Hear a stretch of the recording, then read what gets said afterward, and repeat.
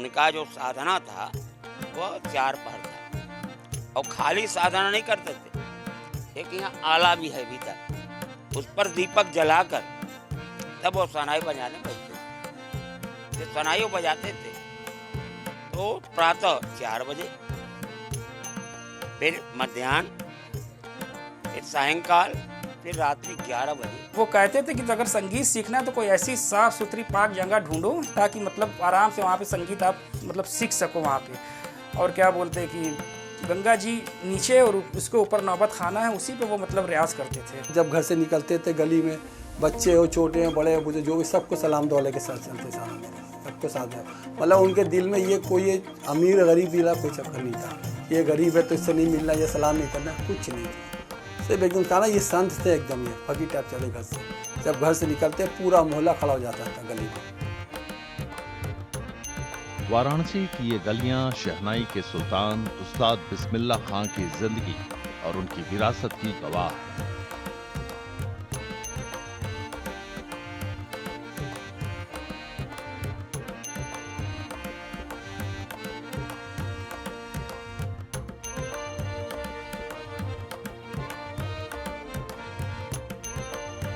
मार्च 1916 को बिहार के डुमरांव में एक बच्चे का जन्म हुआ। नाम रखा गया कमरुद्दीन खान। वही बच्चा आगे चलकर बिस्मिल्लाह खां के नाम से मशहूर हुआ। शहनाई के उस्ताद की अनगिनत यादें पवित्र शहर वाराणसी, या यूं कहें कि वहां के घाटों, संकरी गलियों, पुराने मंदिरों और पत्थरों पर बिखरी पड़ी हैं।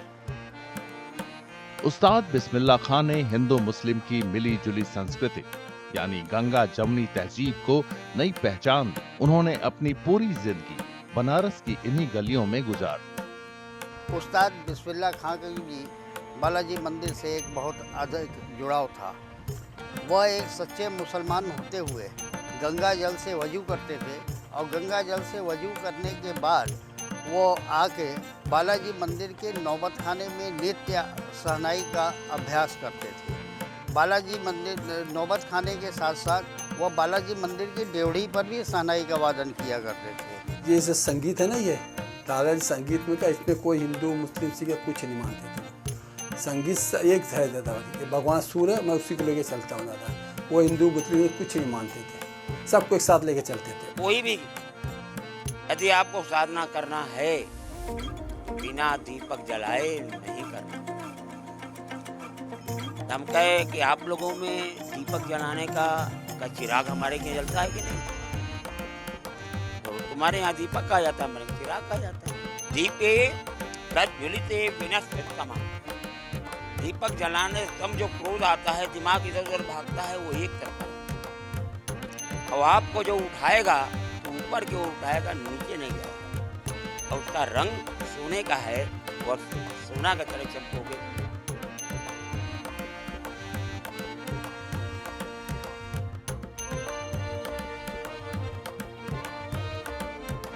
उस्ताद बिस्मिल्लाह खां के एक और पोते अफाक हैदर परिवार की विरासत को आगे बढ़ाने वाले सबसे युवा सदस्यों में एक हैं। वे उस्ताद के वाराणसी से जुड़ाव और उस संगीत के लगाव के बारे में बताते हैं जिसे वे खुदा मानते थे।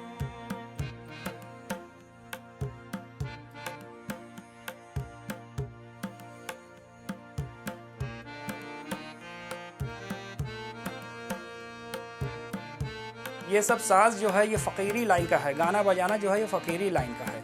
आप जितना मतलब डूबोगे उसके अंदर, उतना मतलब ऊपर वाले आपके सुरों में आपको तासीर देंगे। और इसमें सच्चाई बहुत ज़रूरी है, झूठ झपेट ये सब नहीं चलता इसके अंदर। गाना बजाना मतलब सच्चाई का है। दरबारी संगीतकारों की लंबी परंपरा से आने वाले उस्ताद बिस्मिल्लाह खां 3 साल की उम्र में अपने मामा अली बख्श विलायतू खां से शहनाई सीखने के लिए वाराणसी आ गए थे। अली बख्श काशी विश्वनाथ मंदिर से जुड़े थे। अनगिनत कार्यक्रमों में मदहोश कर देने वाले उस्ताद बिस्मिल्लाह खां के संगीत ने दुनिया भर में शहनाई को नई पहचान दी।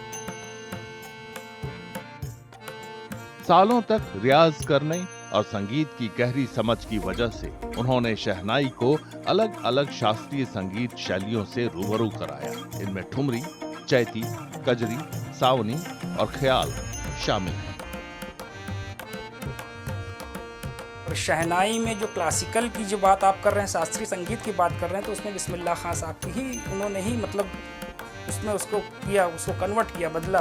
क्योंकि ये साज़ मतलब शादी ब्याह में बजता था ये सब साज़, लेकिन उन्होंने मतलब देखा उसके अंदर गायकी अंग रखा, उसके अंदर ध्रुपद धमार जो होता है, ध्रुपद धमार उसके अंदर दिया, उसके अंदर सुर का काम दिया, तान का काम दिया।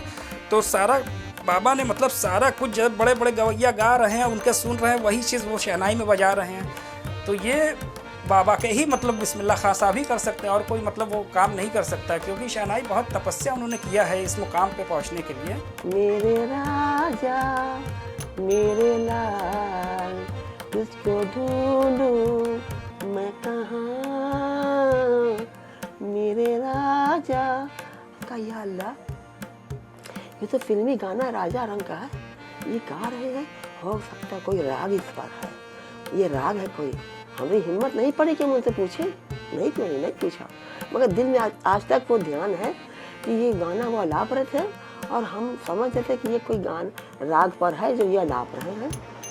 और फिर एक मर्तबा सुना वही शाम का टक, एहसान तेरा होगा मुझ पर, दिल कहता है ये कहने दो मुझे, तुमसे मोहब्बत हो गई है मुझे, पलकों की छाँव में रहने दो।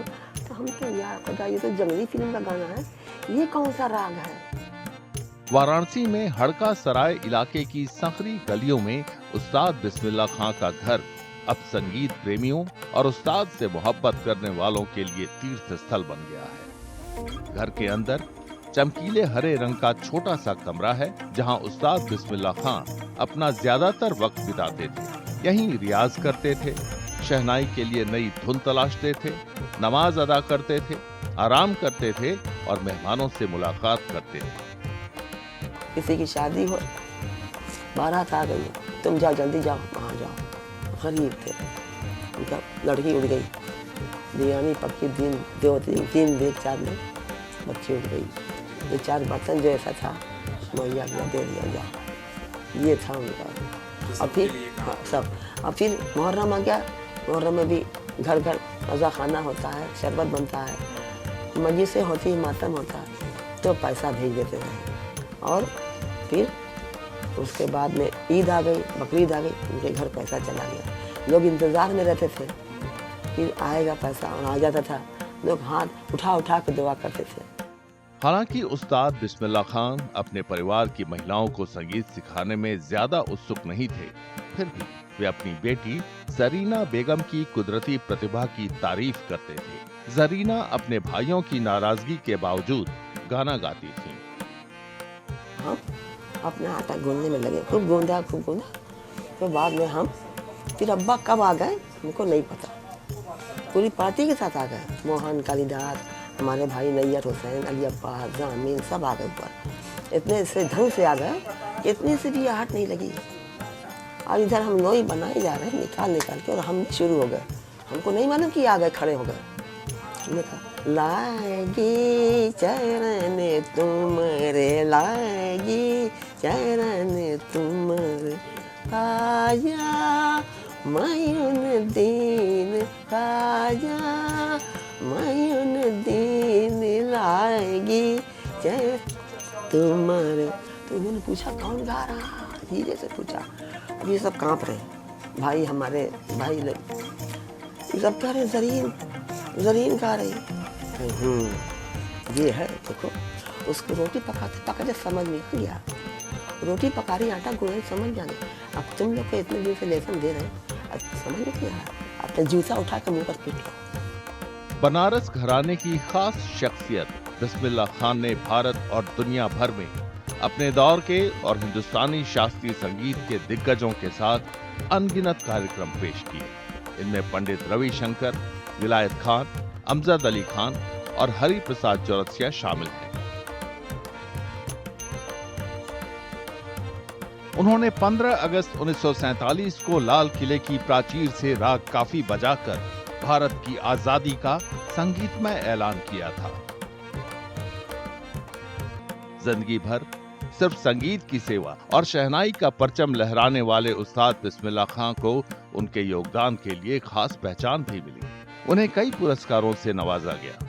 इनमें 2001 में उन्हें दिया गया देश का सर्वोच्च नागरिक सम्मान भारत रत्न भी शामिल है। वे MS सुब्बालक्ष्मी और रविशंकर के बाद ये पुरस्कार पाने वाले तीसरे शास्त्रीय संगीतकार बने। इससे पहले उन्हें 1956 में संगीत नाटक अकादमी पुरस्कार, 1961 में पद्मश्री, 1968 में पद्म भूषण और 1980 में पद्म विभूषण सम्मान भी मिला। उस्ताद बिस्मिल्लाह खां को गुजरे 19 साल होने को है, लेकिन उनकी शहनाई की गूंज और उसकी मिठास आज भी दुनिया के हर कोने में महसूस की जा सकती है।